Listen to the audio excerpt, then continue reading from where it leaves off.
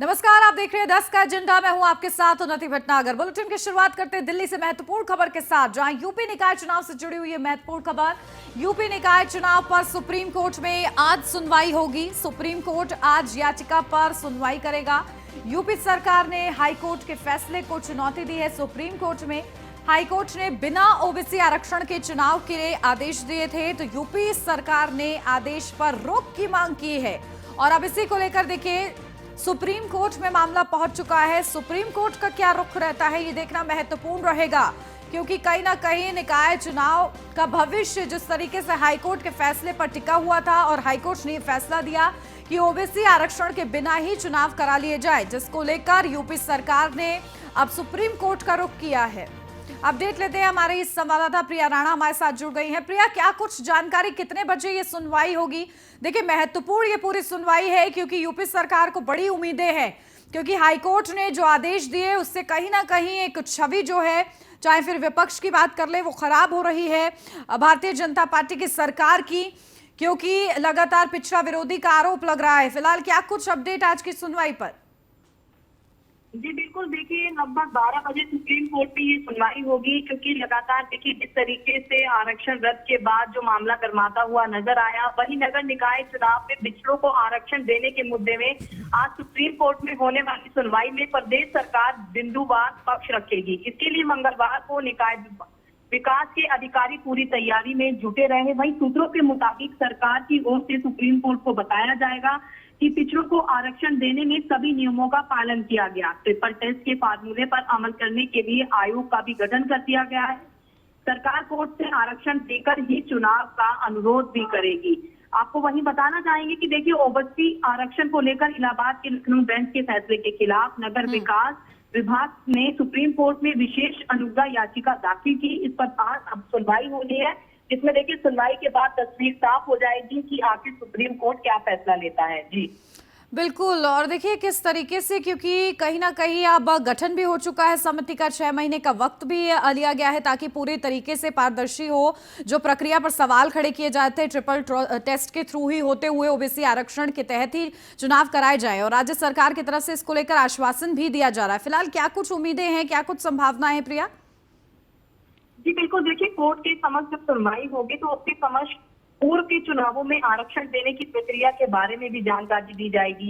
यह भी बताया जाएगा कि पूर्व के आधार पर ही इस बार भी ओबीसी को आरक्षण देने की व्यवस्था बनाई गई है, लेकिन हाईकोर्ट की संतुष्ट न होने पर सरकार नए सिरे से आरक्षण देने को तैयार है, और इसके लिए आयोग का भी गठन कर दिया गया है। वहीं सुप्रीम कोर्ट में सरकार का पक्ष रखने के लिए नगर विकास विभाग ने इसके चुनिंदा अधिकारियों को लगाया है, और अब सुप्रीम कोर्ट का फैसला यह तय करेगा कि यूपी में निकाय चुनाव कब होगा। बिल्कुल ठीक है, नजर बना के रखिएगा प्रिया इस महत्वपूर्ण सुनवाई पे। बहुत शुक्रिया आपका। बढ़ते आगे, सीएम योगी आदित्यनाथ का आज मुंबई दौरा है। देश के दिग्गज उद्योगपतियों से मुलाकात करेंगे। इस दौरान जीआईएस 2023 को लेकर उद्योगपतियों को निमंत्रण देंगे। जीआईएस 2023 को लेकर घरेलू रोड शो की कमान संभालेंगे सीएम योगी आदित्यनाथ। तो देखिए, ये खाका पहले से ही तैयार कर लिया गया था, और इसी खाके के अनुरूप सीएम योगी आदित्यनाथ अब आगे बढ़ रहे हैं। जीआईएस 2023 को लेकर घरेलू रोड शो का पूरा जिम्मा सीएम योगी आदित्यनाथ संभालेंगे। आज मुंबई दौरा है उनका, और इस दौरान भव्य रोड शो होगा। देश के दिग्गज उद्योगपतियों से इस दौरान मुलाकात करेंगे। पहले विदेश यात्रा के दौरान आकर्षित किया गया है इन्वेस्टर्स को, और अब बात है घरेलू की, और ऐसे में घरेलू जो इन्वेस्टर्स हैं उनको आकर्षित करने की एक बड़ी योजना तैयार की गई है। और सीएम योगी आदित्यनाथ का ये दौरा इसलिए महत्वपूर्ण भी है, और इस यात्रा के दौरान देश के दिग्गज उद्योगपतियों से वो मुलाकात करेंगे, उनको आमंत्रित करेंगे। उत्तर प्रदेश में निवेश के लिए जीआईएस 2023 को लेकर चर्चा की जाएगी, निमंत्रण दिया जाएगा, और इसके लिए घरेलू रोड शो की कमान भी संभालेंगे सीएम योगी आदित्यनाथ। तो 1 ट्रिलियन इकोनॉमी का जो लक्ष्य उत्तर प्रदेश के लिए निर्धारित किया गया है, उसे हासिल करने की हर मुमकिन कोशिश जो है की जा रही है सरकार की तरफ से, और इसी के लिए एक बड़ी योजना के तहत काम किया जा रहा है। सिलसिलेवार तरीके से ये पूरी योजना को इम्प्लीमेंट किया जा रहा है, जहां पहले विदेशों में मंत्रियों को भेजा गया, जिसके माध्यम से वो निवेशकों को आकर्षित करके लाए, और उसके बाद अब बारी घरेलू की है।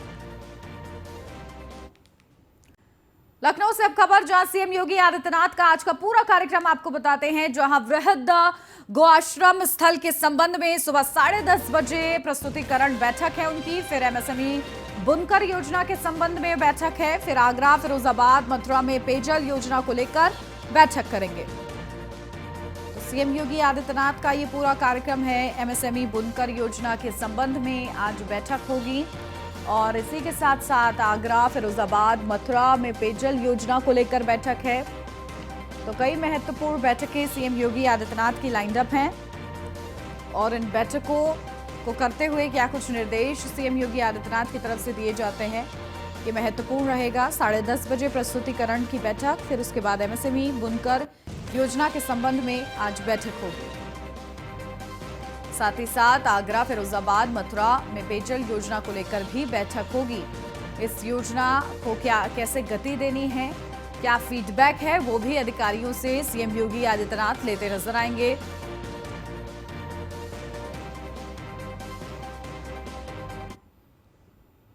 और अब खबर गोरखपुर से, जहां मुख्य सचिव और डीजीपी का गोरखपुर का दौरा है आज। दोनों अधिकारी आज 11 बजे पहुंचेंगे गोरखपुर।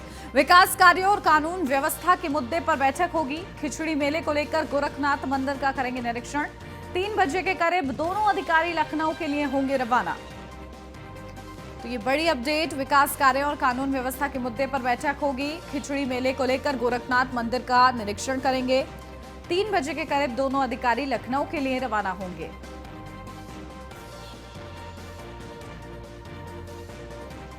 मुख्य सचिव और डीजीपी का गोरखपुर का दौरा है आज और इस दौरान दोनों अधिकारी आज 11 बजे गोरखपुर पहुंचेंगे। अपडेट लेते हैं, हमारे संवाददाता हरेंद्र दुबे हमारे साथ जुड़ गए हैं। हरेंद्र, क्या कुछ जानकारी? देखिए, विकास कार्य और कानून व्यवस्था के मुद्दे पर बैठक के लिए ये दौरा है, क्या कुछ जानकारी? हर वर्ष लगने वाले गोरखनाथ मंदिर में मकर संक्रांति खिचड़ी के मेले को लेकर के डीजीपी और मुख्य सचिव का आगमन गोरखपुर में हो रहा, खास तौर से। और गोरखनाथ मंदिर में सुरक्षा व्यवस्था सही थे, वहाँ की कमियों पर और वहाँ के होने वाले मेले में किस तरह से श्रद्धालुओं को सुरक्षित रखा जाए, संरक्षित रखा जाए, उसका निरीक्षण करने के बाद अधिकारियों के साथ समीक्षा बैठक करेंगे। और समीक्षा बैठक में जो भी कमियां मेले में दिखेंगी, उन कमियों को तत्काल पूरा करने का निर्देश डीजीपी और मुख्य सचिव द्वारा किया जाएगा। खासतौर से तैयारी पूरी कर ली गई है, बस चंद समय बचे हैं। दोनों अधिकारी गोरखपुर पहुंचने वाले हैं और गोरखनाथ मंदिर के मेले का निरीक्षण करने के बाद अधिकारियों के साथ बैठक करने वाले हैं। बिल्कुल, बैठक का क्या समय निर्धारित किया गया है हरित? देखिए, बैठक का समय निर्धारित नहीं है, लेकिन 2:30 बजे यहाँ से उनका लखनऊ रवानगी का समय है और 10:30 बजे आगमन का समय है।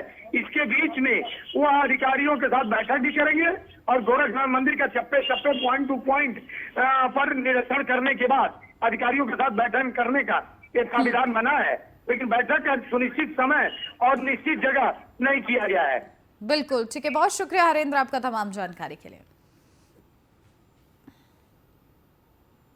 रामपुर में न्यूज वन इंडिया की खबर का बड़ा असर हुआ है। नगर पंचायत के वार्ड नंबर 11 शेखपुरा में साफ सफाई हुई है। न्यूज वन इंडिया के खास शो निकाय के रण में दिखाई गई थी ये खबर। नगर पंचायत नरपत नगर के शेखपुरा वार्ड नंबर 11 की तस्वीर बदली है और बदहाली की खबर न्यूज वन इंडिया ने प्रमुखता से दिखाई थी, जहां नगर पंचायत ने स्पेशल अभियान चलाकर वार्ड नंबर 11 शेखुपुरा में साफ सफाई कराई है। नालियां और सड़कों की मरम्मत और रोड लाइट को दुरुस्त कराया है। वार्ड नंबर 11 शेखुपुरा के लोगों ने न्यूज वन इंडिया को धन्यवाद दिया है। रामपुर में न्यूज वन इंडिया की खबर का बहुत बड़ा असर आज देखने को मिल रहा है। निकाय के रण के खास प्रोग्राम को वार्ड नंबर 11 के अंदर शूट किया गया था, जिसके बाद यहाँ के बाशिंदों को नाराजगी थी कि वार्ड नंबर 11 नगर पंचायत नरपत नगर के वार्ड नंबर 11 में विकास कार्यों की अनदेखी की जा रही है, सफाई की अनदेखी की जा रही है। उस नाराजगी को लेकर जिस तरह से न्यूज वन इंडिया ने खबर को चलाया, उसके बाद में जो नगर पंचायत का प्रशासन है वो पूरी तरह से हरकत में आया है। इस वक्त आप देख सकते हैं सफाई अभियान चल रहा है और बहुत ही शानदार तरीके से सफाई कर्मचारी ये सफाई को अंजाम दे रहे हैं। साथ ही यहाँ पथ प्रकाश की व्यवस्था की गई है, खंभों पे लाइटें लगाई गई हैं, रास्तों को नापने की तैयारी चल रही है। यहाँ विकास कार्य बड़े पैमाने पे होने जा रहे हैं। आप देख सकते हैं मेरे पीछे किस तरह से ये सभी लोग सफाई कर्मचारी बिल्कुल यहाँ लगे हुए हैं, पूरी तरह से व्यवस्था बनाने की कोशिश कर रहे हैं। और जिस तरह से न्यूज़ वन इंडिया की खबर का रामपुर के अंदर बड़ा असर देखने को मिला है, आप देख सकते हैं कि आज ये जो विकास से अछूता था, जो सफाई से अछूता था, ये अछूती चीजों को आज इन लोगों ने छुआ है और छूने के बाद आज यहाँ इसको अंजाम दिया है। आप देख सकते हैं कि जेसीबी मशीन पीछे है, जो सफाई कर्मचारी हैं ये पूरी तरह से लगे हुए हैं। आप मेरे पीछे देखिए किस तरह से यहाँ जो है पूरी तरह यहाँ व्यवस्था बनाई जा रही है। वार्ड नंबर 11 के अंदर जिस तरह से लोगों की आवाज बना है न्यूज़ वन इंडिया, उसके बाद उसका असर देखने को मिला है। और यहाँ जो वार्ड नंबर 11 के अंदर काम नहीं थे, विकास नहीं थे, सफाई नहीं थी, आज वो पूरी देखने को मिल रही है। आज धन्यवाद की पात्र है नगर पंचायत नरपत नगर कि उसने इन बाशिंदों की बात को सुना और इनकी समस्याओं को सुनने के बाद आप देखिए किस तरह से लगातार ये पूरा आप देख सकते हैं कर्मचारी गण लगे हैं। पूरी तरह से जेसीबी मशीन से यहाँ से कचरा उठाया जाएगा और पानी की व्यवस्था ठीक की जाएगी। आज आप उसका असर देख सकते हैं, ये असर है। और लगातार यहाँ सुबह 6 बजे से पूरा कर्मचारी लगे हुए हैं और व्यवस्था बना रहे हैं। न्यूज़ वन इंडिया के लिए फहीम खान, रामपुर। और रामपुर से हमारे संवाददाता फहीम खान हमारे साथ जुड़ गए, ज्यादा जानकारी उनसे लेते हैं। फहीम, देखिए न्यूज़ वन इंडिया की खबर का बड़ा असर हुआ वार्ड 11 को, किस तरीके से उसकी तस्वीर बदली है, क्या कुछ उसमें किया गया है, किस तरीके से उसका सुधारा गया है वहां पर व्यवस्थाओं को, क्या कुछ जानकारी?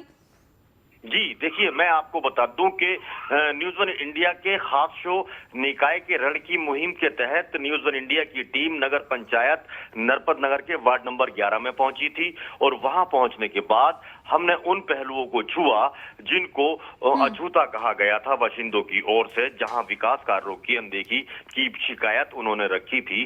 तो वहां जब हमने वार्ड को देखा तो वहां बहुत बदहाली थी और उसमें कहीं कोई काम नहीं हुआ था। काफी बजट होने के बावजूद भी शेखपुरा वार्ड नंबर 11 के बाशिंदे तरस रहे थे। एक विकास कार्य, एक ईंट तक नहीं लग पाई थी वहां। तो इससे अंदाजा लगा सकते हैं कि कितना बुरा हाशिर वार्ड नंबर 11 का था। नगर पंचायत है, उसका बजट है, बड़ा प्रशासन है, सारी व्यवस्थाएं हैं, लेकिन उसके बावजूद भी वहां रास्ते टूटे पड़े हैं। बारिश हो जाए थोड़ी सी भी तो बच्चे स्कूल नहीं जा सकते, इतना बुरा हाल। और सफाई के मामले में बिल्कुल जीरो, प्रकाश की व्यवस्था बहुत कम। तो जिस तरह से हमने वहां की चीजों को देखा और उसकी आवाज बना न्यूज़ वन इंडिया, शेखपुरे के लोगों की आवाज बना, और आवाज बनने के बाद वो प्रशासन शासन तक खबर पहुंची। सरकार ने खबर को देखा, उसके बाद हड़कंप मचा और तुरंत ही जो है एक्शन में आए और उन लोगों की नींद भी खुली, जिन लोगों को जो जिम्मेदार थे उनकी नींद खुली खबर से कि यहाँ वाकई में काम नहीं हुआ है। आनन फानन में जो है स्पेशल अभियान की टीम बनाई गई और बनाने के बाद उसको वार्ड नंबर 11 के अंदर पहुंचा के वहां काम किए गए और उन कामों को किया गया जो काम वहां हुए नहीं थे। और इसी के लिए न्यूज़ वन इंडिया को वार्ड नंबर 11 के लोगों ने बहुत धन्यवाद भी कहा और उन्होंने सराहा भी इस बात को कि आपका जो ये प्रोग्राम है, जो शो है निकाय का रण, वाकई में बहुत अच्छा है। इससे लोगों की समस्याएं दूर होंगी। और न्यूज़ वन इंडिया का मकसद भी यही है कि हम जनता की आवाज को सरकार तक पहुंचा दें और सरकार उन कामों को देखे जो जरूरत है इंसान की, आम आदमी को जो बुनियादी जरूरत है, उस जरूरत को वो पूरा कर दे। यही मकसद, और इस मकसद में न्यूज़ वन इंडिया कामयाब रहा है। वार्ड नंबर 11 में अब जो है चमाचम सड़कें देखने को मिल रही हैं, रास्ते देखने को मिल रहे हैं, नालियां बहुत शानदार साफ हो रही हैं, लगातार वहां झाड़ू लग रही है, वैक्यूम पाउडर डाला जा रहा है, खंभों पे लाइटें लगा के रात को पूरी तरह से उसको जगमग किया गया है। जैसे ठंड का इस टाइम मौसम है, खबर तो का किस तरीके से असर हुआ है किया जा रहा है। और कहीं ना कहीं ये बड़ी सुविधा अब शेखपुर वासी जो है उठा पाएंगे। बहुत शुक्रिया आपका फहीम, तमाम जानकारी के लिए।